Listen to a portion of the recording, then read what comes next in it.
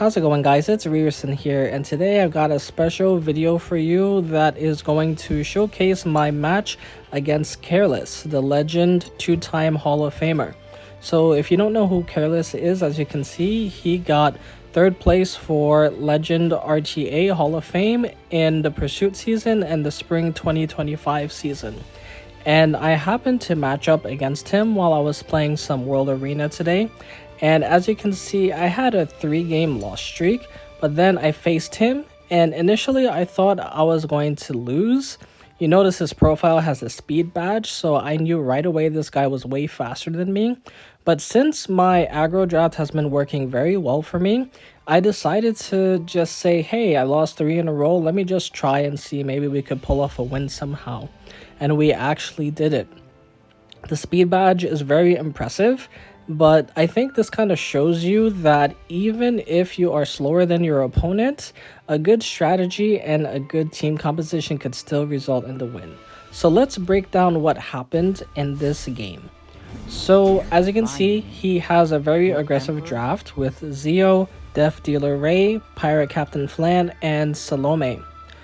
And I thought I was just going to win right away because, as you can see, my Sea Phantom Politis is second in line in the turn order bar, and I figured, okay, once Zio goes, I'm just going to push everyone back and do my combo.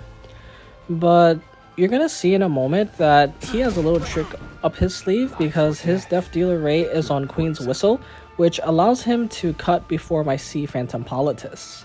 So Death Dealer Ray is going to take the turn here, and as you know, Death Dealer Ray is notorious for putting everybody to sleep. And that is exactly what happens here.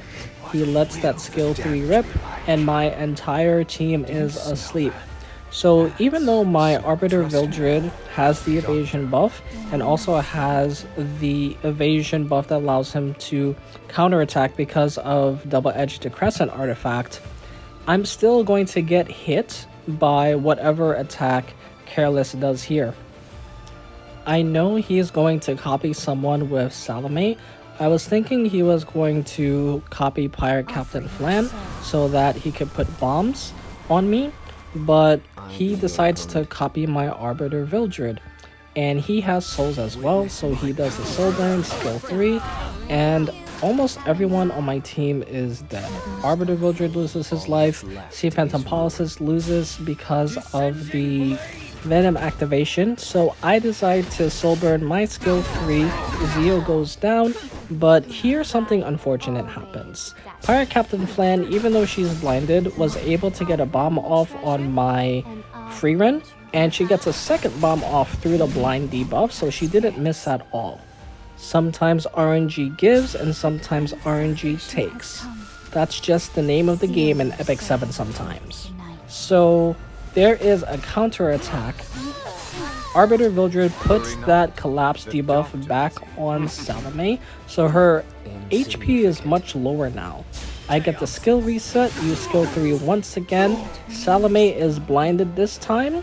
She misses, and double-edged Decrescent activates, and boom, just like that, I happen to take out a Hall of Famer as a free-to-play player with a 10-month-old account.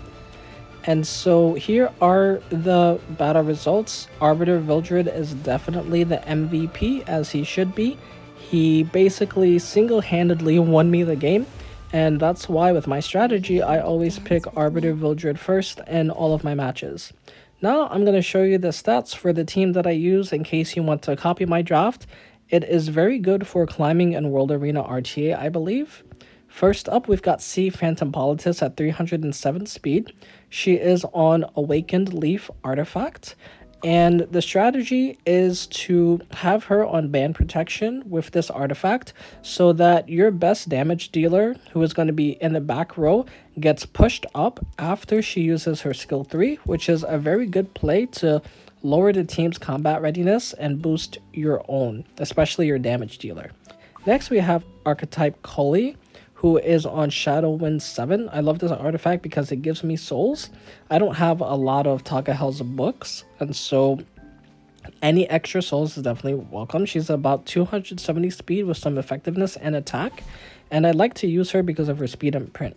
Now we've got the star of the show, Arbiter Vildred, on double-edged decrescent.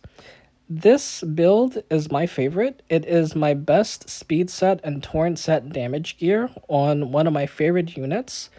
And he is at 250 speed with about 4300 attack. He has some bonus attack because I do have him on the imprint circuit, but as you know, that's deactivated in World Arena.